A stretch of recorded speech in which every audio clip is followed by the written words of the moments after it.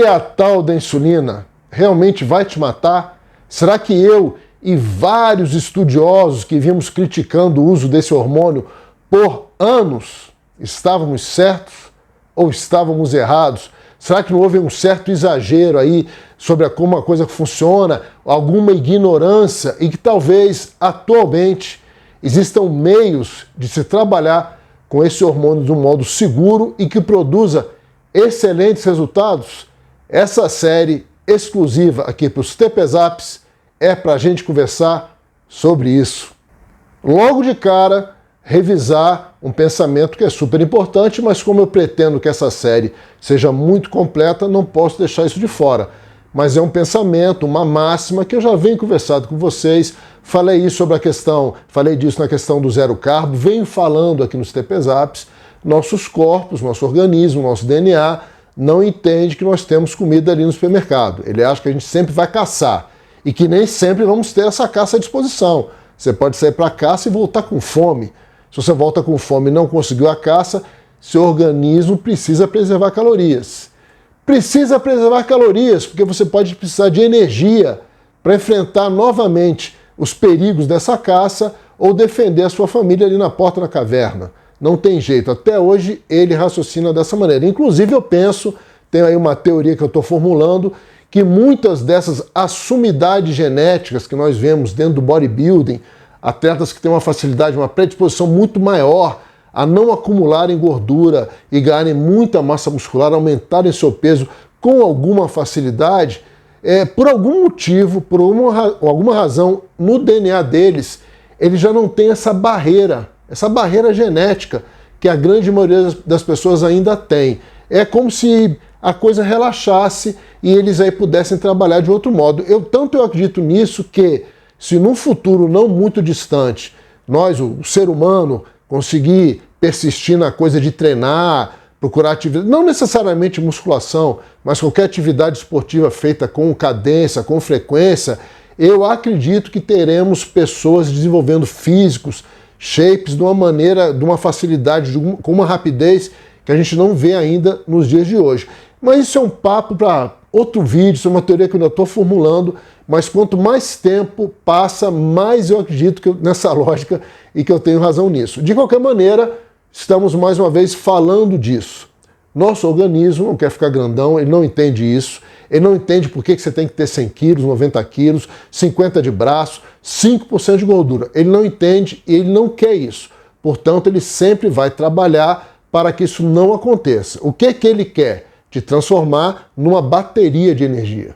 Essa é a função. E isso sim, para o nosso organismo, é primordial. Que você tenha energia para enfrentar os desafios que você vai ter que enfrentar, porque ele não vê a história do supermercado, ele não acha que tem comida lá sempre para você pedir, então você tem que ter um acúmulo de energia, tem que estar em você, e você não pode ter um peso em excesso, mesmo que um peso muscular, porque um peso em excesso vai exigir do seu organismo mais calorias. E mais calorias para o nosso organismo não são para isso. São para te manter como essa bateria pronta para gastar energia a qualquer momento. Aí é que entra a insulina. Uma pessoa saudável, condições normais, vai produzir insulina naturalmente, sempre que fizer uma refeição, independente do tipo de macronutriente daquela refeição. Esse alerta é importante, porque tem uma confusão às vezes. Eu vou fazer um prato de zero carbo, só de salada, nada de carboidrato, não vou produzir insulina. Você vai produzir insulina.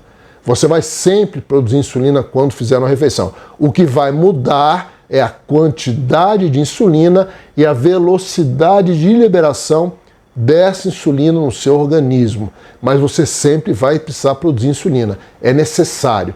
Então, comeu qualquer macronutriente que seja, o seu organismo irá, em resposta à ingestão desses alimentos, seu organismo irá produzir insulina.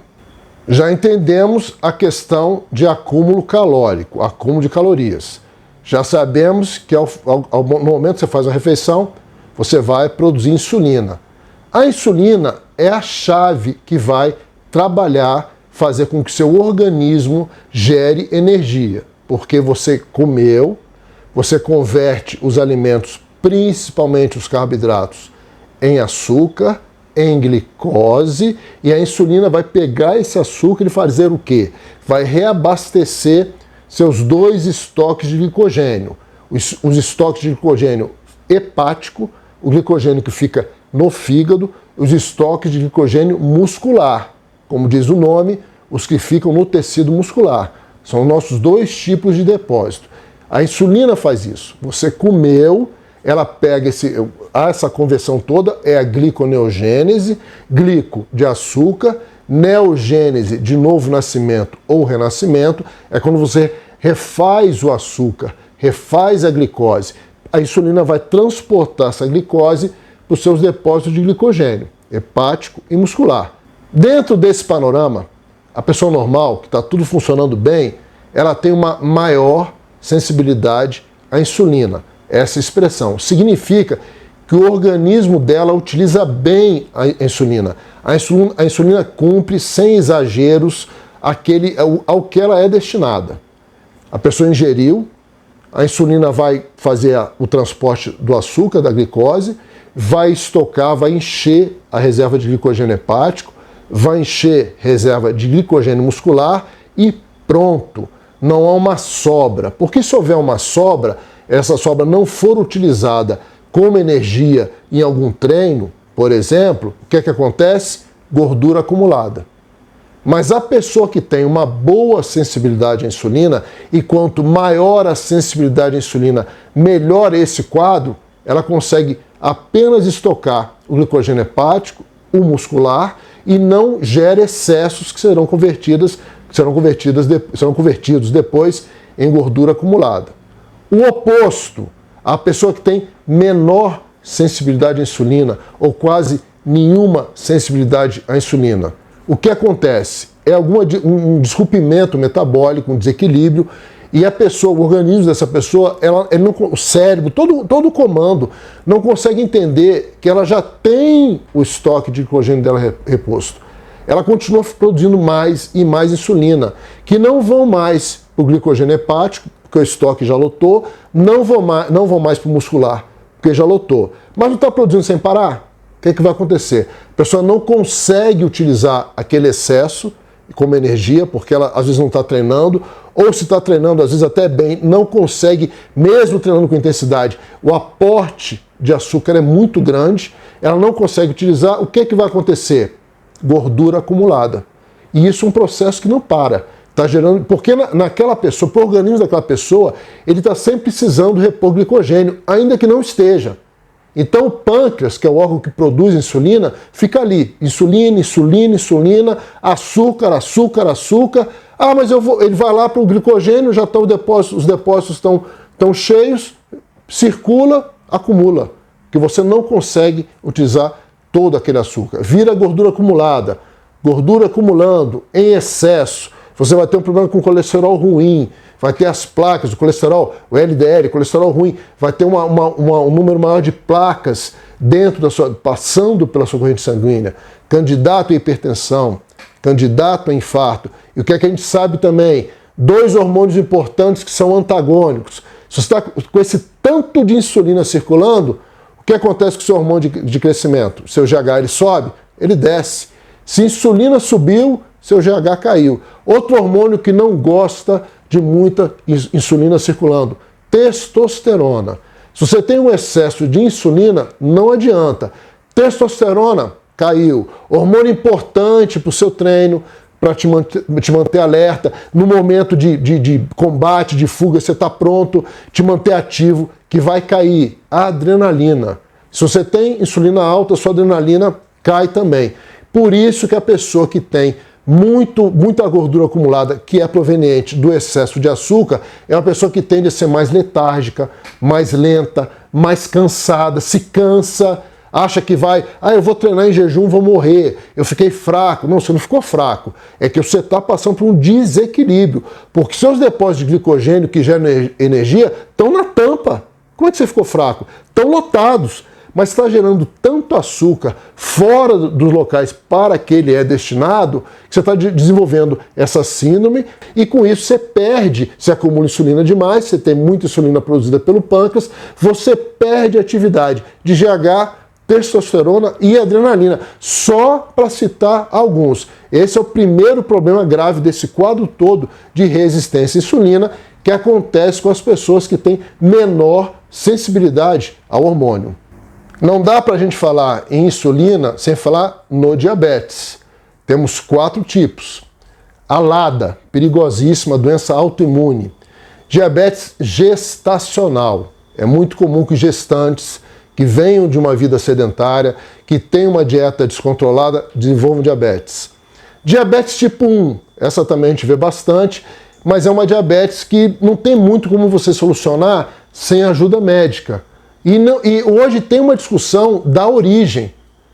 Muita gente achava, não, essa diabetes tipo 1 ela é hereditária, passa de pai para filho.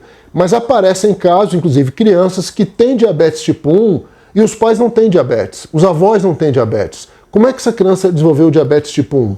Ou uma pessoa que não é sedentária, que não tem uma dieta mal feita, desenvolve diabetes tipo 1. Está se estudando isso. De qualquer maneira, é uma diabetes que é difícil você lutar sem o apoio da medicina. Já diabetes tipo 2, essa aqui para mim já é uma epidemia. Essa é dieta mal feita e sedentarismo, preguiça. E está todo mundo arrumando essa diabetes agora. E é uma diabetes tão complicada que ela está já vinculada a distúrbio de ansiedade. Então você é ansioso, eu tenho que ir no psiquiatra, medicar, vai ver sua glicemia. Provavelmente você é resistente à insulina já. Você já tem uma baixa sensibilidade à insulina. Porque uma coisa está andando junto com a outra. Já se comprovou essa relação. Você não tem uma pessoa muito ansiosa com uma boa sensibilidade à insulina. É o oposto. Ela é muito ansiosa com baixa sensibilidade à insulina. Então é um quadro que está dando junto. Pior, seu pâncreas está estressado. O que é que está acontecendo aí? Você está produzindo insulina. Só que na pessoa que tem baixa resistência à insulina, o corpo não entende que ela não precisa mais. Olha, eu já enchi meu estoque de glicogênio hepático, eu já enchi meu estoque de glicogênio muscular. O pâncreas pode parar de trabalhar. Ele não recebe esse aviso. Pelo contrário, ele recebe que que os estoques estão vazios. Então ele fica produzindo insulina, insulina, insulina, insulina, até ele quebrar. Que ele vai quebrar uma hora ele vai parar de produzir insulina. Mas nessa primeira fase, ele vai produzindo essa insulina não tem para onde ir, porque você já estocou o glicogênio. O que vai acontecer? Você vai acumular um excesso de gordura, começa a ficar gordo. Seu corpo não consegue utilizar aquela energia, ele não precisa. Ele já tem os estoques de glicogênio, mas entrou muito mais açúcar aqui, tem muito mais glicose, mas ele não vai utilizar. Você vai acumular como gordura. Essa é a parte menos ruim. A pior, pâncreas não está lá? Porrada no pâncreas? Pâncreas, trabalha, meu filho. Uma hora ele fala assim, meu irmão, chega, não quero mais trabalhar. Se vira aí que eu não vou mais produzir insulina. Aí o quadro complicou. Você agora não produz nem o hormônio mais. Se você não produz insulina, e a insulina que faz a entrega do açúcar para converter em glicose, transformar em energia, e você não produz mais insulina, o que vai acontecer? Você vai apagar. Você vai entrar em coma, você pode morrer, pode ter calafrios, tem um monte de problema, inclusive perder um membro, desenvolver cegueira, e é rápido, porque você não produz mais insulina. Por isso que o diabético tem que estar monitorando através daquele aparelho com a fitinha, ou o aparelho digital que existe hoje, você bota um círculozinho que bota assim um adesivo, vem o aparelho e lê, monitorando a glicemia dele, porque ele já não está produzindo insulina. Ele começa a passar mal, a apagar, ele tem que entrar com insulina exógena, de fora, já que ele não produz, ele deixou que o pâncreas perdesse a capacidade de continuar produzindo insulina. Então, pela preguiça, pelo sedentarismo, não está gastando energia, está produzindo açúcar em excesso, exigindo sempre do pâncreas, e não está tratando, uma hora o pâncreas para. Por isso que se fala muito hoje, uma expressão, vocês devem ouvir muito, do tal do pré-diabético. Está pré-diabético. O pré-diabético é isso, ainda tem o pâncreas trabalhando, mas o corpo dele já não assimila aquele açúcar mais. Já está lá tudo cheio no hepático e no muscular, glicogênio hepático e glicogênio muscular. Não assimila mais, mas tome açúcar. E o cara não reverte isso, o cara não muda a dieta, o cara não passa a treinar, fazer alguma coisa para ajudar o corpo a entender que ele mudou de vida. Ele não é mais um sedentário. Ele não faz nada. O que vai acontecer com esse pâncreas? Quebra. É o que eu falei. Para. Quando ele parar, aí você não tem mais produção de insulina. Aí é problema. Aí está arrebentado. Vai ver a custa de remédio, de insulina. Se tudo der certo, com um bom acompanhamento, mudar o estilo de vida e mudar a dieta, as chances são grandes que ele reverta o quadro do diabetes tipo 2. Quanto antes a pessoa entender isso, que tem que aumentar essa sensibilidade à insulina, preferencialmente antes que o pâncreas colapse, maiores são as chances de reverter o problema. Mas normalmente, diabetes tipo 2, com bom regime de treino e uma dieta bem feita, a tendência é que a pessoa sim consiga reverter.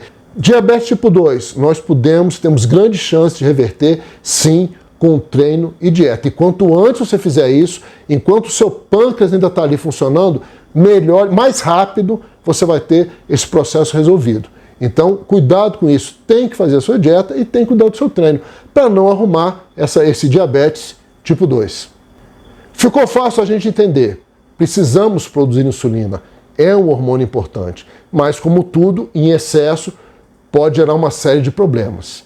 Próximo vídeo, vou discutir o anabolismo da insulina e a gente vai começar a conversar sobre essa história. O que está acontecendo lá fora em termos de uso de insulina, que é relativamente seguro, eficiente, de baixo custo e que tem muita gente, muito preparador, voltando, ressuscitando o uso da insulina com essas novas informações entre seus atletas. Aquele abraço, tamo junto!